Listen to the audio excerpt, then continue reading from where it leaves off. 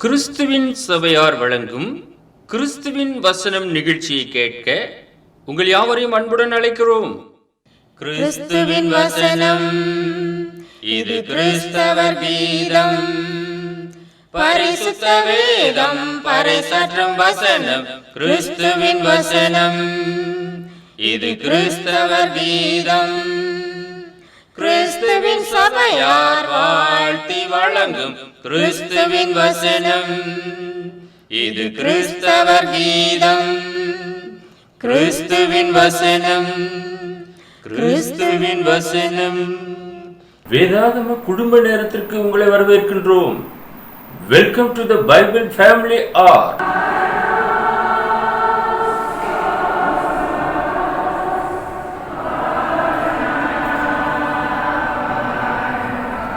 நம்முடைய ஆண்டவரும் இரட்சகருமாகிய இயேசு கிறிஸ்து சொல்லியிருக்கிறார், வேத வாக்கியங்களை ஆராய்ந்து பாருங்கள், அவைகளால் உங்களுக்கு நித்திய ஜீவன் உண்டென்று எண்ணுகிறீர்களே, என்னை குறித்து சாட்சி கொடுக்கிறவைகளும் அவைகளே என்று. யோவான் எழுதின சுவிசேஷம் 5வது அதிகாரம் 39வது வசனம். எனவே நாமும் வேத வாக்கியங்களை ஆராய்ந்து கற்றுக்கொள்ளுவோம். அன்பானவர்களே, வேதாகம குடும்பங்கள் நிகழ்ச்சிக்கு உங்கள் யாவரையும் நம்முடைய ஆண்டவராய் இயேசு கிறிஸ்துவின் பரிசுத்தமான நாமத்தில் வாழ்த்தி வரவேற்பதில் எல்லையில்லா மகிழ்ச்சி அடைகின்றோம். இன்றைக்கு யோசுவாவின் குடும்பத்தை குறித்து தியானம் செய்யும்படியாக இருக்கிறோம். The family of Joshua. பழைய ஏற்பாட்டு காலத்திலே விசுவாசத்திலே உண்மையுள்ள உத்தமமுள்ள ஒரு விசுவாச வீரன் என்று யோசுவாவை நாம் சொல்லலாம். அந்த அளவுக்கு சிறப்பாக அவர் வாழ்ந்திருக்கின்றார். யோசுவா 1வது அதிகாரம் 1வது வசனம், கர்த்தருடைய தாசனாகிய மோசே மரித்த பின்பு கர்த்தர் மோசேயின் ஊழியக்காரனான நூனின் குமாரன் யோசுவாவை நோக்கி. இவன் நூனின் குமாரன். கர்த்தர் மோசேக்கு பின்பதாக இந்த யோசுவாவை தேவன் தேர்வு செய்தார். இஸ்ரவேல் மக்களை வழிநடத்தக்கூடிய ஒரு மாபெரும் லீடராக இவர் காணப்பட்டார். யோசுவா என்றால் யெகோவாவின் மீட்பு என்று அர்த்தம். இந்த யோசுவா எகிப்திலே இருந்தவர்களுக்குள்ளே ஒரு சிறப்பான ஒரு மனுஷனாக அவர் காணப்பட்டார். என்னாகமம் 13வது அதிகாரம் 8வது வசனம், எப்ராயிம் கோத்திரத்தில் நூனின் குமாரன் ஓசேயா. இவன் எப்ராயிம் கோத்திரத்தை சார்ந்தவன். நூனின் குமாரன் மறுபெயர் ஓசேயா என்று பார்க்கிறோம். இவனுக்கு 2 பெயர் இருந்தது. யோசுவா என்றும் ஓசேயா என்றும் பெயர் இருந்ததாக நாம் பரிசுத்த வேதாகமத்தின் துணை கொண்டு நாம் அறிந்து கொள்கிறோம். மோசேக்கு பின்பதாக யோசுவாவை தேவன் தேர்வு செய்தார். என்னாகமம் 27வது அதிகாரம் 22, 23 வசனங்கள், மோசே தனக்கு கர்த்தர் கட்டளையிட்டபடியே யோசுவாவை அழைத்து கொண்டு போய் அவனை ஆசாரியனாகிய எலெயாசருக்கும் சபை அனைத்திற்கும் முன்பாக நிறுத்தி அவன் மேல் தன் கைகளை வைத்து கர்த்தர் தனக்கு சொன்னபடியே அவனுக்கு கட்டளை கொடுத்தான். மோசேயினுடைய நாட்கள் முடிய போகிறது. தேவன் அவனை அழைத்து கொண்டார். அந்த நாட்கள் நெருக்கும் போது மோசேயினிடத்திலே கர்த்தர் சொன்னபடியாக அவனை அழைத்து கொண்டு போய் ஆசாரியனாகிய எலெயாசருக்கு முன்பாக சபை அனைத்திற்கும் முன்பாக நிறுத்தி அவன் மேல் தன் கைகளை வைத்து கர்த்தர் தனக்கு சொன்னபடியே அவனை இஸ்ரவேலை வழிநடத்தக்கூடிய ஒரு மாபெரும் உன்னதமான ஒரு ஊழியக்காரனாக அங்கே நிலைநிறுத்துகிறதை நாம் இந்த பரிசுத்த வேதாகமத்திலே நாம் காண்கின்றோம். மோசேக்கு 2 பிள்ளைகள். ஆனால் அந்த 2 பிள்ளைகள் அடுத்ததாக இஸ்ரவேலை வழிநடத்தவில்லை. இன்றைக்கு அநேகர் என்ன நினைக்கிறார்கள், தனக்கு அப்புறம் தன்னுடைய பிள்ளைகள் தான் அவைகளை வழிநடத்த வேண்டும் என்று நினைக்கிறார்கள். ஆனால் பரலோக பிதாவாகிய தேவன் ஒரு உன்னதமான திட்டம் வைக்கிறார். அந்த திட்டத்தின்படியாக இஸ்ரவேலுக்குள்ளே அன்றைய நாட்களிலே இருந்த அந்த யோசுவாவை தேவன் தேர்வு செய்கிறார். எகிப்திலே இருந்த நாட்களிலே அங்கு இஸ்ரவேலர்கள் புறப்படும் போது அவனுக்கு வயது 40 வயது. ஒரு சரியான ஒரு வயது உடையவனாக அவன் இருந்தான். அந்த வயதே அவனுக்கு இருந்த பெலன் கடைசியிலே இஸ்ரவேல் தேசத்திற்குள்ளாக அவன் கடந்து செல்லும் போது 85 வயது உள்ளவனாக இருந்தான். அவனுடைய பெலன் குன்றி போகவில்லை என்று அவன் சொல்கிறான். அந்த அளவுக்கு வைராக்கியம் வாஞ்சியுள்ள ஒரு மகனாக அவன் காணப்பட்டான். அவனை பிதாவாகிய தேவன் தேர்வு செய்தார். மோசேயை கொண்டு மோசே இருந்த நாட்களிலே யோசுவாவை தேர்வு செய்கிறார் என்று நாம் அறிந்து கொள்கிறோம். இரண்டாவது, யோசுவா ஜனங்களை வழிநடத்தும் போது ஒரு மாபெரும் அற்புதமானது நடைபெற்றது. யோசுவா 3வது அதிகாரம் 13வது வசனம். சம்பவிப்பது என்னவென்றால், சர்வ பூமிக்கும் ஆண்டவராகிய கர்த்தரின் பெட்டியை சுமக்கிற ஆசாரியர்களின் உள்ளங்கால்கள் யோர்தானின் தண்ணீரில் பட்ட மாத்திரத்தில் மேலே இருந்து ஓடி வருகிற யோர்தானின் தண்ணீர் ஓடாமல் குவியலாக நிற்கும் என்றான். எப்படி சிவந்த சமுத்திரத்தை இஸ்ரவேல் ஜனங்கள் கடந்தார்களோ அதே போல இங்கே யோசுவா ஜனங்களை வழிநடத்தும் போது யோர்தான் பிரவாகித்து வந்தது. யோர்தானின் தண்ணீரை கடந்து அவர்கள் அக்கறைக்கு கடந்து செல்ல வேண்டும். உள்ளங்கால்கள் அப்படியே போய் தொட்ட உடனே, அந்த தண்ணீரை தொட்ட உடனே ஆசாரியர்கள் உடன்படிக்கை பெட்டியை சுமந்து கொண்டிருக்கிறார்கள். அவனுடைய கால்கள் பட்டவுடனே மேலே இருந்து ஓடி வருகிற தண்ணீர் ஓடாமல் குவியலாக நின்றது. இது மாபெரும் அற்புதம். அங்கே யோசுவாவை கொண்டு பிதாவாகிய தேவன் இதை நடத்தினார் என்று நாம் அறிந்து கொள்கிறோம். அன்பானவர்களே, ஒரு தலைவன் என்று சொன்னால் அவனை கொண்டு தேவன் பெரிய காரியங்களை செய்தார். மோசேயை கொண்டு எகிப்திலே 10 விதமான வாதைகளை தேவன் உண்டு பண்ணினார். அதே போல யோசுவாவை கொண்டு அநேக அற்புத அடையாளங்களையும் செய்தார் என்று நாம் அறிந்து கொள்கிறோம். யோசுவா 4வது அதிகாரம் 14வது வசனம். அந்நாளிலே கர்த்தர் யோசுவாவை சகல இஸ்ரவேலின் கண்களுக்கு முன்பாகவும் மேன்மைப்படுத்தினார். அவர்கள் மோசேக்கு பயந்திருந்தது போல அவனுக்கும் அவன் உயிரோடு இருந்த நாளெல்லாம் பயந்திருந்தார்கள். They feared him as they feared Moses all the days of his life. எல்லா நாட்களிலுமே மோசேக்கு பயந்ததை போல யோசுவாவுக்கும் பயந்திருந்தார்கள். அன்பானவர்களே, தேவன் ஒருவருக்குத்தான் நம்ம பயப்பட வேண்டும். ஆனால் அன்றைக்கு மோசேக்கும் இந்த யோசுவாவுக்கும் பயந்திருந்தார்கள் என்றால் அந்த விதமான ஒரு ஊழியக்காரர்களாக அவர்கள் இருந்தார்கள். மோசேயை பார்க்கும்போது தேவனை பார்த்ததை போல பார்த்தார்கள். அவனுடைய முகம் அவ்வளவு பிரகாசமாக இருந்தது தேவ சமூகத்திலிருந்து இறங்கி வரும்போது. எனவே அவனுக்கு பயந்திருந்தார்கள். அதே போல யோசுவா இத்தனை ஜனங்களை வழிநடத்துகிறபடினாலே அவனுக்கும் பயந்திருந்தார்கள். இன்றைக்கு ஊழியக்காரர்களுக்கு அந்த விதமாக பயந்திருக்கிறார்களா விசுவாசிகள்? இல்லையே. அந்த பயம் எங்கே போனது? ஆனால் அப்போது இருந்த அந்த முற்பிதாக்கள் மோசேக்கு பயந்திருந்ததை போல யோசுவாவுக்கும் பயந்திருந்தார்கள் என்று நாம் பார்க்கிறோம். இதனாலே அவர்கள் அநேக இடங்களிலே வெற்றி அடைந்தார்கள். அநேக ஆசீர்வாதங்களை தேவ சமூகத்திலிருந்து பெற்றுக்கொண்டார்கள் என்றெல்லாம் நாம் பார்க்கிறோம். அடுத்ததாக நாம் பார்க்கும்போது எரிகோவிலே ஒரு வெற்றி அவர்களுக்கு கிடைத்தது. யோசுவா 6வது அதிகாரம் 15-16 வசனங்கள். 7ஆம் நாளில் அதிகாலமே கிழக்கு விழுக்கும் போது எழுந்திருந்து அந்த பிரகாரமே பட்டணத்தை 7 தரம் சுற்றி வந்தார்கள். அன்றைய தினத்தில் மாத்திரம் பட்டணத்தை 7 தரம் சுற்றி வந்தார்கள்.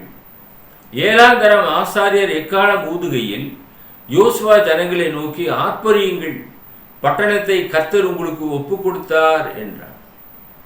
அந்த விதமாக 7 நாள் ஒவ்வொரு முறை சுற்றி வந்தார்கள்.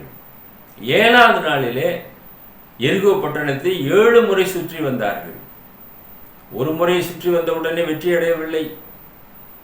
7 நாள் சுற்றி வந்தார்கள். வெற்றி அடையவில்லை. 7வது முறை 7 முறை சுற்றுகிறார்கள். அப்பொழுது எக்காலங்கள் ஊதும்போது அலங்கங்கள் இடிந்து விழுந்தது. எந்த விதமான அணுகுண்டு போடவில்லை, எந்த விதமான பீரங்கிகளை வைத்து அவர்கள் இடிக்கவில்லை. ஆனால் வெறும் எக்கால சத்தம் ஊதினார்கள். சுற்றி வந்தார்கள். தேவனுடைய வசனத்தின்படியாக சுற்றி வந்தார்கள்.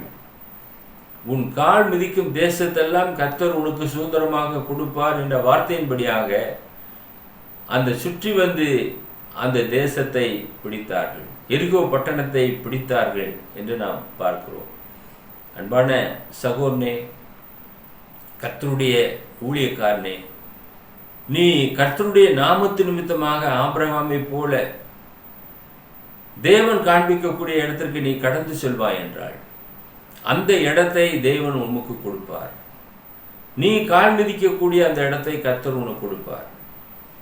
இஸ்ரவேலர்கள் அவ்விதமாக விசுவாசத்தோடு எரிகோ பட்டணத்தை ஒவ்வொரு நாளும் சுற்றி வந்து 7வது நாளில் 7 முறை சுற்றி வந்து எரிகோ பட்டணத்தை பிடித்தார்கள் என்று நாம் பார்க்கிறோம். இன்றும் அந்த பட்டணம் இருக்கிறது. ஆனால் அந்த மதில் சுவர்களெல்லாம் இடிக்கப்பட்ட அந்த காட்சியை நாம் பார்க்க முடியும். 3வதாக நாம் பார்க்கும்போது எரிகோவிலே வெற்றியடைந்த அவர்கள் ஆயி பட்டணத்திலே தோற்று போய்விட்டார்கள். இந்த ஆயி பட்டணத்திலே தோற்று போவதற்கு என்ன காரணம்? ஆயி என்றால் அசிங்கமான ஒரு பட்டணம். யோசுவா 7வது அதிகாரம் 25-26 வசனங்கள். அங்கே யோசுவா, நீ எங்களை கலங்க பண்ணினது என்ன? இன்று கர்த்தர் உன்னை கலங்க பண்ணுவார் என்றார். அப்பொழுது இஸ்ரவேலர் எல்லாரும் அவன் மேல் கல்லெறிந்து அவைகளை அக்கினியால் சுட்டெரித்து கற்களினாலே மூடி அவன் மேல் இந்நாள் வரைக்கும் இருக்கிற பெரிய கற்குவியலை குவித்தார்கள். இப்படியே கர்த்தர் தமது கோபத்தின் உக்கிரத்தை விட்டு மாறினார். ஆகையால் அவ்விடம் இந்நாள் வரைக்கும் ஆகோர் பள்ளத்தாக்கு எனப்படும். இங்க ஒரே ஒரு மனுஷன் தவறு செய்தபடினாலே அந்த பட்டணத்திலே தோத்து போனார்கள் இஸ்ரவேலர்கள். லட்சக்கணக்கான பேர் தோல்விக்கு காரணமானவன் ஆகான். இந்த ஆகான் செய்த பாவம். இன்றைக்கு சபையிலே ஒரே ஒரு மனிதன் சபையிலே தவறு செய்வானே என்றால் அந்த சபை முழுவதற்கும் பாவம் பற்றி பிடிக்கும். ஒரே ஒருத்தன் தானே தவறு செய்தான் என்று நாம் நினைக்கலாம். ஒரே ஒருவன் தவறு செய்கிற அப்படின்னாலே சபை முழுவதற்குமாக கெட்ட பெயர் வருகிறது அல்லவா? உங்கள் சபையில் இருக்கிற ஒரு நபர் தான் இப்படி செய்கிறார் என்று ஊரில் இருக்கக்கூடிய ஜனங்கள் சொல்வார்கள். சபை பரிசுத்தமானது, இயேசுவின் இரத்தத்தினாலே கழுவப்பட்டது, இயேசுவின் இரத்தத்தினாலே விலைக்கு வாங்கப்பட்டது. அதை விலைக்கு வாங்கினவர் பரிசுத்தர்.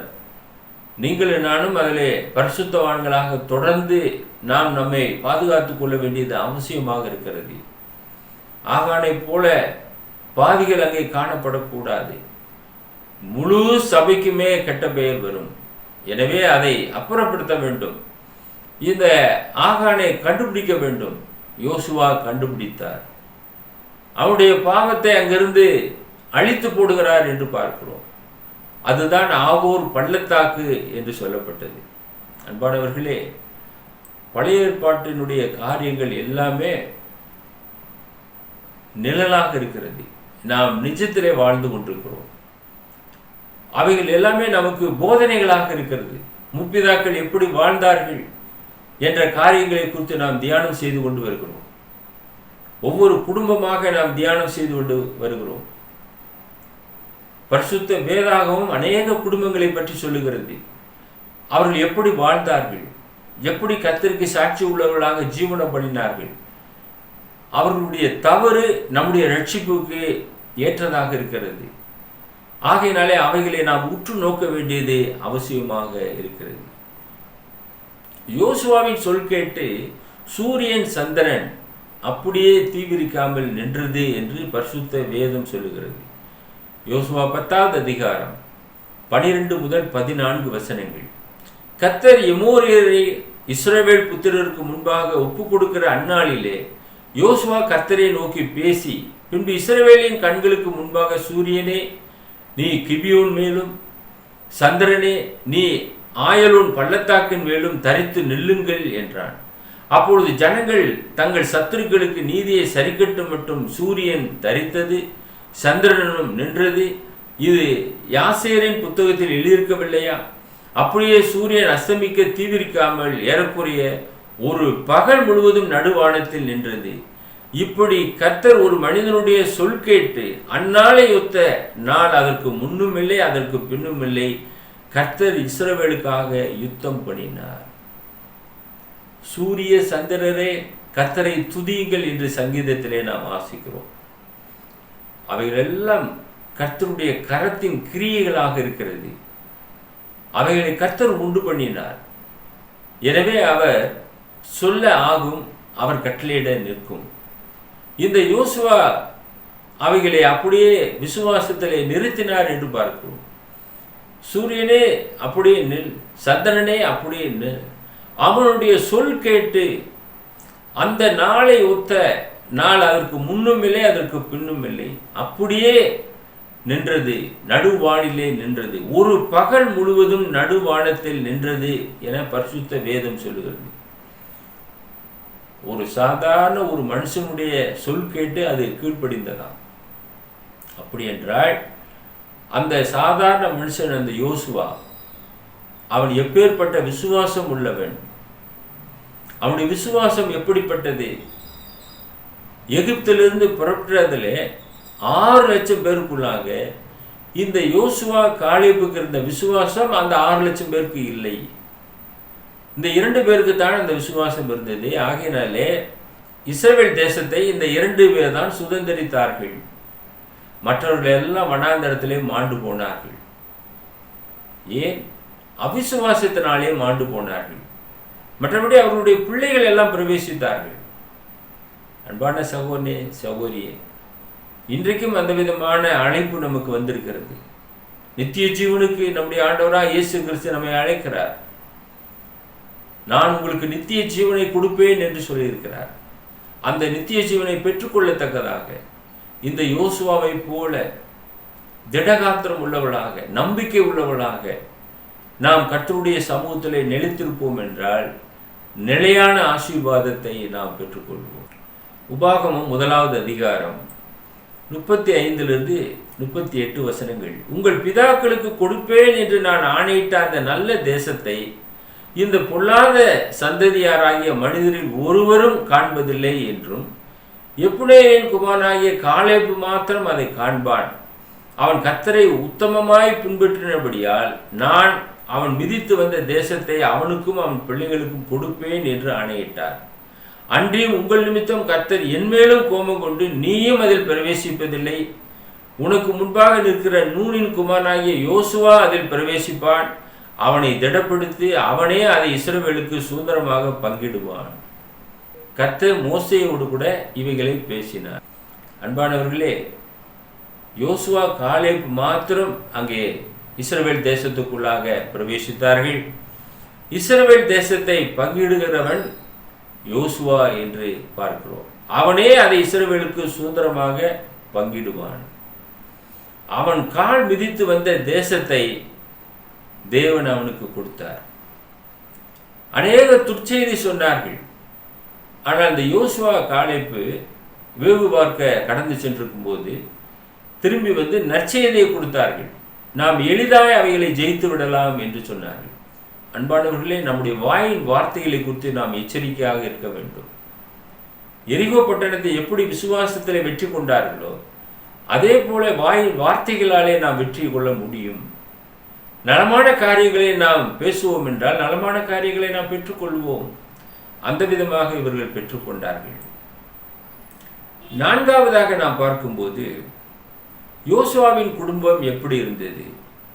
யோசுவா சொல்லுகிறார், 24வது அதிகாரம் 15வது வசனம், கர்த்தரை சேவிக்கிறது உங்கள் பார்வைக்கு ஆகாததாய் கண்டால் பின்ன யாரை சேவிப்பீர்கள் என்று இன்று தெரிந்து கொள்ளுங்கள்.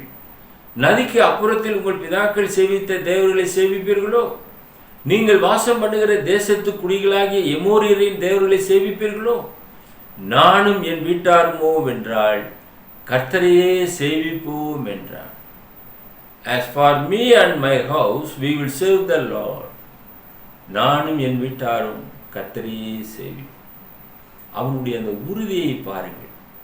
அவனுடைய குடும்பத்தில் இருந்த அனைவருமே இந்த விதத்திலே எல்லோரும் ஒருமனப்பட்டவர்களாக நம்முடைய பிதாவாகிய தேவனை அங்கே சேவித்தார்கள்.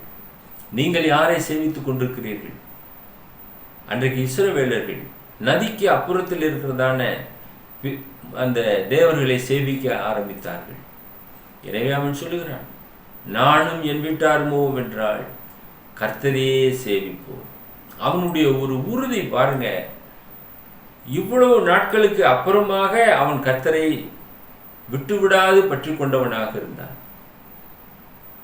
எகிப்திலே எவ்வளவோ வருடங்கள் அடிமைகளாக இருந்தார்கள். ஏறக்குறைய 430 வருடங்கள் அடிமைகளாக இருந்தார்கள்.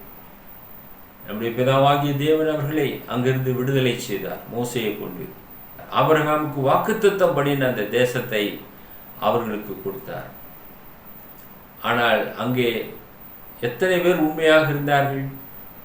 அந்த இடத்துல தான் யோசுவா சொல்லுகிறார், நீங்க எமோரியரின் தேவர்களை சேவிப்பீர்களோ, நதிக்கு அப்புறத்திலே உள்ள தேவர்களை சேவிப்பீர்களோ, நானும் என் வீட்டாருமோ வென்றால் கர்த்தரையே சேவிப்போம்.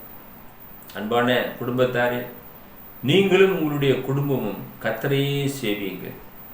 அப்பொழுது பரத்தின் ஆசீர்வாதத்தினாலே நீங்கள் ஆசீர்வாதத்தை பெறுவீர்கள். யோசுவா 110 வயது உள்ளவனாக மரித்தான் என்று யோசுவா 24வது அதிகாரம் 29வது வசனத்திலே நாம் பார்க்கிறோம். இந்த காரியங்கள் நடந்த பின்பு நூனின் குமாரனாகிய யோசுவா என்னும் கர்த்தருடைய ஊழியக்காரன் 110 வயது உள்ளவனாய் மரணம் அடைந்தான். யோசே 120 வயது மரிக்கும்போது இவன் 10 வயது கம்மி. 110 வயது உள்ளவனாக மரித்தான். அன்பானவர்களே, விசுவாசத்திலே வல்லவன், நம்பிக்கையிலே உறுதியானவன், நற்செய்தி சொல்லுகிறதிலே முதன்மையானவன் யோசுவாவை தேவன் தேர்வு செய்தார். அவனுடைய பூரண வயது 110 வயது என்று நாம் பார்க்கிறோம். யோசுவா 24:31 வாசிக்கிறோம், யோசுவா உயிரோடு இருந்த சகல நாட்களிலும் கர்த்தர் இஸ்ரவேலுக்கு செய்த அவருடைய கிரியைகள் யாவையும் அறிந்து யோசுவாவுக்கு பின்பு வெகு நாள் உயிரோடு இருந்த மூப்பருடைய சகல நாட்களிலும் இஸ்ரவேலர் கர்த்தரை சேவித்தார்கள். யோசுவாவினுடைய நாட்களிலே எல்லோருமே கர்த்தரை உறுதியாக பற்றி கொண்டவர்களாக இருந்தார்கள். ஒரு லீடர் சரியாக இருப்பானே என்றால் அங்கே இருக்கிற ஜனங்கள் எல்லோருமே சரியாகவே இருப்பார்கள். அவன் உயிரோடு இருந்த சகல நாட்களிலும் கர்த்தர் இஸ்ரவேலுக்கு செய்த அவருடைய கிரியைகள் யாவையும் அறிந்து கொண்டார்கள். யோசுவாவுக்கு பின்பு வெகு நாள் வரைக்கும் உயிரோடு இருந்த அந்த ஜனங்கள் மூப்பருடைய சகல நாட்களிலுமே இஸ்ரவேலர் கர்த்தரையே தான் சேவித்தாங்க. அதுக்கப்புறம் தான் அநேகர் அப்படியே பின்மாற்றமாகி போய்விட்டார்கள். ஆனால் வெகு நாட்கள் வரைக்குமாக அவனுடைய அந்த பக்தி ஜனங்களை பற்றி பிடிக்கக்கூடியதாக இருந்தது. ஆண்டவராகிய இயேசு கிறிஸ்து நமக்காக இந்த பூமிக்கு கடந்து வந்து 2024 வருடங்கள் ஆகிவிட்டது. இன்று வரை இவ்வளவு நாளும் நாம் அவருடைய அந்த உபதேசத்தை பற்றி கொண்டவர்களாக, அதை மற்றவர்களுக்கு எடுத்து சொல்லக்கூடியவர்களாக இருக்கிறோம் என்றால் அதற்கு காரணம் அவருடைய அந்த உண்மையான சத்தியம். அது பலன் கொடுத்து கொண்டே இருக்கிறது. அது பரத்தினுடைய சத்தியமாக இருக்கிறது. அது உலகத்திலே பிறந்ததல்ல, பரத்திலிருந்து வந்தது, வானத்திலிருந்து வந்த அப்பம் என்று தன்னை சொல்கிறார். ஆகினாலே அது இன்றும் நிலைத்திருக்கிறது, என்றும் நிலைத்திருக்கும். அவர் மூலமாகவே நாம் நித்தியமான ஆசீர்வாதத்தை நாம் பெற்றுக்கொள்வோம். நமக்கான பாடம் என்ன? 5வதாக நாம் பார்க்கும்போது, கர்த்தரை உண்மையாக பின்பற்றினவன் யோசுவா. 14:9 நாம் வாசிக்கிறோம், அந்நாளிலே மோசே என் தேவனாகிய கர்த்தரை உத்தமமாய் பின்பற்றினபடியால் உன் கால் மிதித்த தேசம் உனக்கும் உன் பிள்ளைகளுக்கும் என்றைக்கும் சுதந்திரமாய் இருக்க கடவுது என்று சொல்லி ஆணையிட்டார். மோசே அந்நாளிலே சொன்னார். இவன் போயிட்டு வந்த உடனே இவன் பார்த்துட்டு வந்துட்டு நல்ல செய்தியை கொண்டு வந்தார். நீ என் தேவனாய கர்த்தரை உத்தமமாய் பின்பற்றினபடியால் உன் கால் மிதித்த தேசம் உனக்கும் உன் பிள்ளைகளுக்கும் என்றைக்கும் சுதந்திரமாய் இருக்க கடவுது என்று அப்பே மோசே ஆணையிட்டு விட்டார். அந்த ஆசீர்வாதத்துக்கு அவன் பாத்திரவனாக இருந்தான். அந்தபடியாக இஸ்ரவேல் தேசத்திற்கு வந்து அதை அவன் சுதந்திரித்து கொண்டான். மத்தேயு 12வது அதிகாரம் 35வது வசனத்திலே நம்ம ஆண்டவர் சொல்லுகிறார், நல்ல மனுஷன் இருதயமாகிய நல்ல பொக்கிஷத்திலிருந்து நல்லவைகளை எடுத்து காட்டுகிறான், பொல்லாத மனுஷன் பொல்லாத பொக்கிஷத்திலிருந்து பொல்லாதவைகளை எடுத்து காட்டுகிறான். ஒரு மனுஷன் நல்லவன் என்பதை நாம் எதிலிருந்து அறிந்து கொள்ள முடியும்? அவனுடைய பேச்சு, அவனுடைய நடக்கையிலிருந்து அறிந்து கொள்ள முடியும். அவனுடைய இருதயத்தின் நிறைவினாலே வாய் பேசுகிறது. நல்லவன் நல்லவைகளை பேசுவான், கெட்டவன் கெட்டதை பேசுவான். பிசாசு கெட்டதைத்தான் பேசுவான், அவனிடத்துல நல்லது வரவே வராது. பிசாசுடைய ஜனங்களிடத்திலும் நல்லது வரவே வராது. ஆனால் தேவனுடைய மனுஷன் நல்லவைகளை பேசுகிறான். யோசுவா நலமான காரியங்களை பேசினான். நாம் எளிதாக அவைகளை ஜெயித்து விடலாம் என்று சொன்னான். அந்த விதமாக அவர்கள் வெற்றி அடைந்தார்கள். ஆக நம்முடைய வாயின் வார்த்தைகளை குறித்து நாம் எச்சரிக்கையாக இருக்க வேண்டும். ஆண்டவர் சொல்வதைப் போல நல்ல மனுஷன் இருதயமாகிய நல்ல பொக்கிஷத்திலிருந்து நல்லவைகளை எடுத்து காட்டுகிறான். நீங்கள் நல்லவைகளை எடுத்து காட்டுங்கள், நலமானவைகளை பேசுங்கள், அப்பொழுது நலமானவைகளை நீங்கள் பெற்றுக்கொள்வீர்கள். எபிரேயர் 11வது அதிகாரம் 30வது வசனத்தில் விசுவாச வீரர்களுடைய அட்டவணை சொல்லப்பட்டிருக்கிறது. விசுவாசத்தினாலே எரிகோ பட்டணத்தின் மதில்கள் 7 நாள் சுற்றி வரப்பட்டு விழுந்தது. By faith the walls of Jericho fell down after they were compassed about 7 days. 7 நாள் சுற்றி வரப்பட்டு அந்த எரிகோ பட்டணத்துடைய சுவர்கள் விழுந்தது என்று வேதம் சொல்கிறது. எப்படி விழுந்தது? விசுவாசத்தினாலே விழுந்தது. யாருடைய விசுவாசம்? இஸ்ரவேலருடைய விசுவாசம். அதை வழிநடத்தின யோசுவாவுடைய விசுவாசம். ஆக விசுவாசத்தினாலே எரிகோ பட்டணத்துடைய மதில்கள் விழுந்தது. அதே போல பெரிய கோட்டைகளை கூட நாம் விசுவாசத்தினாலே தகர்க்கலாம். நீங்கள் விசுவாசிப்பீர்கள் என்றால் எல்லாம் கூடும். எனவே வேதாகமும் விசுவாசமானது நம்பப்படுகிறவர்களின் உறுதியும் காணப்படாதவர்களின் நிச்சயமாக இருக்கிறது என வேதம் சொல்கிறது. நீங்கள் விசுவாசத்திலே இவைகளை ஏற்றுக்கொள்ளுங்கள், காணாத ஆசீர்வாதங்களை நீங்கள் பெற்றுக்கொள்வீர்கள். விசுவாசம் என்பது காணாததை நம்புவதே விசுவாசம். காண்கிறதை ஒரு மனிதன் நம்ப வேண்டுவதென்ன? அது விசுவாசம் அல்ல. காணாதை நம்பினோமாகில் அது வருகிறதற்கு பொறுமையோடு கூட காத்திருப்போம். யோசுவாவுக்கு தேவன் பலத்தை கொடுத்தார், நம்பிக்கையை கொடுத்தார். அவன் சோர்ந்து போகாமல் அந்த விசுவாசத்தின்படியாக இஸ்ரவேல் தேசத்தை சுதந்திரித்துக் கொண்டான். 40 வருடங்களுக்கு பின்பதாக அதை சுதந்திரித்துக் கொண்டான். 40 வருடங்களாக வனாந்தரத்திலே விசுவாசத்தோடு இஸ்ரவேலோடு கூட சேர்ந்து நடந்து வந்தான். அவன் மாத்திரமல்ல, அவன் குடும்பம் முழுவதுமாக விசுவாசத்திற்குள்ளாக கடந்து வந்திருக்கிறது. நீங்கள் விசுவாசித்தால் உங்களுடைய குடும்பம் ரட்சிப்புக்குள்ளாக வழிநடத்தப்படும். யோசுவாவை போல விசுவாச வீரர்களாக மாறுங்கள். நாங்கள் உங்களுக்காக பாரத்தோடு ஜெபம் பண்ணுகிறோம். எங்களை நேசித்து வழிநடத்துகிற பரலோகத்தின் பிதாவே, இன்றைய நாள் வேதாகம குடும்ப நிகழ்ச்சியிலே யோசுவாவை பற்றி நாங்கள் தியானம் செய்யும்படியாக நீர் கிருபை செய்ததற்காக உமக்கு ஸ்தோத்திரத்தை ஏறெடுக்கிறோம். அந்த விசுவாசத்தை நாங்களும் உடையவர்களாக, நானும் என் வீட்டாருவோம் என்றால் கர்த்தரையே சேவிப்போம் என்று நாங்கள் சொல்லத்தக்கதாக உம்முடைய சத்திய பாதையில் எங்களை தொடர்ந்து வழிநடத்திட வேண்டுமாய் இயேசுவின் பரிசுத்தமான நாமத்தில் இந்த ஜெபத்தை தாழ்மையோடு ஏறெடுக்கிறோம் எங்கள் பரலோகத்தின் பிதாவே. ஆமென். Office box number 5, Batlakundu 624202, South India. Our mobile number 9443558041. Another number 6379350509. Email address urgenandglory@gmail.com. View our The Word of Christ program on YouTube channel. May God bless you all. மீண்டும் அடுத்த நிகழ்ச்சியில் உங்களை சந்திக்கும் வரை கர்த்தருடைய கிருபை நம் அனைவரோடும் கூட இன்றும் என்றும் சதா காலங்களிலும் இருப்பதாக.